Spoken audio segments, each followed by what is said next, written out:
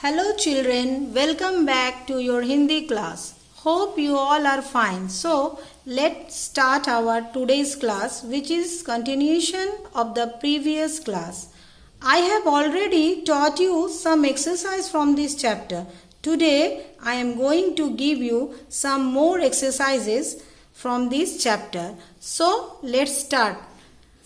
पिछले क्लास में बच्चों तुमने अच्छे और बुरे कहानी के बारे में पढ़े थे और उनसे कुछ विलोम शब्द, कुछ तुकान शब्द, कुछ हाँ या ना ये सब बताए थे।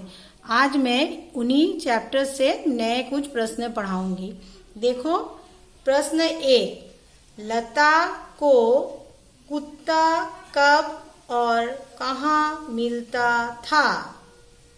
लता को कुत्ता पाठशाला जाते हुए सड़क पर बैठा हुआ मिलता था।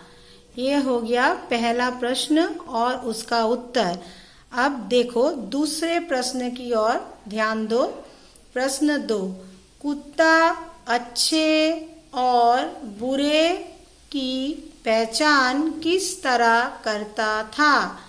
कुत्ते से जो लोग बचकर निकल जाते थे उसे कुत्ता अच्छा मानता था और जो लोग उसे ठोकर मारते और नाहक तंग करते थे उसे वो बुरा मानता था।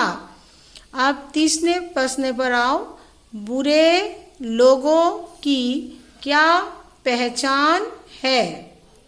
उत्तर है बुरे लोग दूसरों को दुख देने में और सताने में सुख पाते हैं। अब चौथा प्रश्न पे आओ बच्चों। लता में 3 गुण कौन कौन थे? उत्तर है क नंबर पर लता बड़ों को सम्मान करती थी।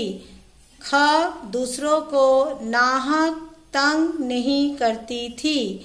तीसरे पे देखो लता समय पर पाठशाला जाती थी। ये हो गया लता के 3 गुण।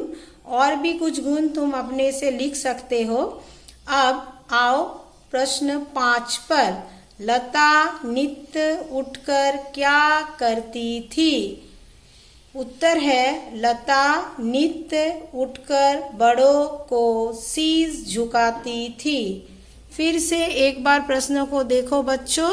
लता को कुत्ता कब और कहाँ मिलता था? कुत्ता अच्छे और बुरे की पहचान किस तरह करता था? तीसरे पे देखो बुरे लोगों की क्या पहचान है? चौथे पे देखो लता में 3 गुण कौन कौन थे? 5वें पे देखो लता नित्य उठकर क्या करती थी? तो ये सारे प्रश्न आज के लिए हो गए और अगले क्लास में फिर मैं तुम लोगों को कुछ और प्रश्न करवाऊंगी।